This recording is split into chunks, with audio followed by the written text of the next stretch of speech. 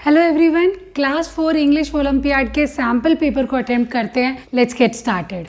Choose the correct spelling. Hint हमको दी है to pull something out of shape. हम जिसको बोलते हैं ना स्ट्रेच करना, खींचना। अब इसमें से स्ट्रेच की करेक्ट स्पेलिंग कौन सी है? Stretch STRETCH। Option D is the answer. Question number 22, unscramble the jumbled word and choose the correct option antonyms to it। हमको यहाँ पे दिया है INAPL और बोला है इनमें से किसका, ABCD में से किसका एंटोनियम होगा ये। तो ऑप्शन ए देखो, फ्लैट, फ्लैट का ऑपोजिट हो जाता है कर्व, तो इसमें कर्व तो बन नहीं रहा। स्टीप, स्टीप का ऑपोजिट होता है जेंटल, इससे जेंटल भी नहीं बन रहा। स्मूथ का ऑपोजिट होता है रफ, वो भी नहीं बन रहा। हिली का ऑपोजिट होता है plane.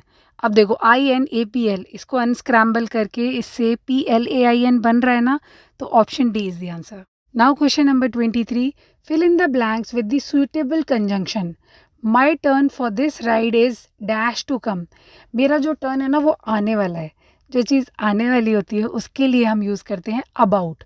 My turn for this ride is about to come. Question number 24 में हमको सुइटेबल एडवर्ब बताना है और हमको सेंटेंस दिया है Om was made to work at the hotel dash. Option है forceful, forcing, forcefully, with force. Adverb में जनरली आप देखना LY आता है लास्ट में। ओम को इस होटल में ज़बरदस्ती काम कराया। Om was made to work at the hotel forcefully. Option C is the answer. Question number 25 में हमें इस सेंटेंस की पास्ट फॉर्म से इसको फिल इन द ब्लैंक्स को भरना है और सेंटेंस हमें दिया है I have dash an accident 2 years back. मेरा 2 साल पहले एक एक्सीडेंट हुआ था। सो यहाँ पे आएगा आई हैव्ड, हैव बीन नहीं, I have had an accident 2 years back. Question number 26 में भी कंजंक्शन बताना है। Although it rained dash I went for practice.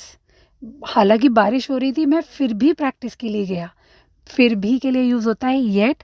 Although it rained yet I went for practice. और क्वेश्चन नंबर 27 में हमें करेक्ट स्पेलिंग बतानी है करेजियस की। तो करेज का मतलब होता है ब्रेव, हिम्मत वाला। करेजियस कैसे लिखेंगे? Courage plus OUS। तो करेज की स्पेलिंग बताओ। COURAGE, courage plus OUS, courageous. Option C is the answer. और क्वेश्चन नंबर 27 में हमको साइनोनियम बताना है। सेंटेंस हमें दिया है you may conceal the truth but it shall be out. अब हमें कंसील का साइनोनियम बताना है। ठीक है, कंसील का मतलब होता है छुपाना। ऑप्शन ए देखो, शो का मतलब तो दिखाना हुआ, तो ये तो नहीं हुआ। ऑप्शन सी एक्सप्रेस, एक्सप्रेस का मतलब भी अपने आप को दिखाना, एक्सप्रेस करना, तो ये भी नहीं हुआ। और आउटबर्स्ट होता है रिलीज ऑफ स्ट्रॉन्ग इमोशन, ये भी नहीं हुआ। तो कंसील का मतलब होता है छुपाना, छुपाने को हम हाइड भी बोलते हैं। Option B. Now question number 29, इसमें हमें बताना है कौन सा सेंटेंस करेक्ट है। This scissor is blunt, these scissors is blunt, these scissors are blunt and these scissors is blunt. तो क्या होता है, सीजर जो होता है ना, ये सीजर नहीं सीजर्स होता है, ये एक प्लूरल नाउन होता है।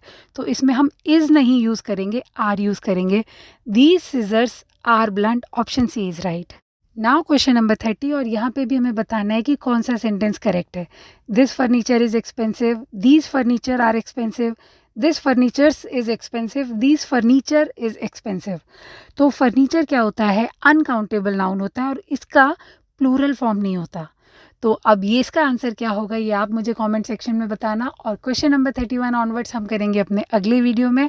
ये वीडियो पसंद आया तो सब्सक्राइब। Bye bye.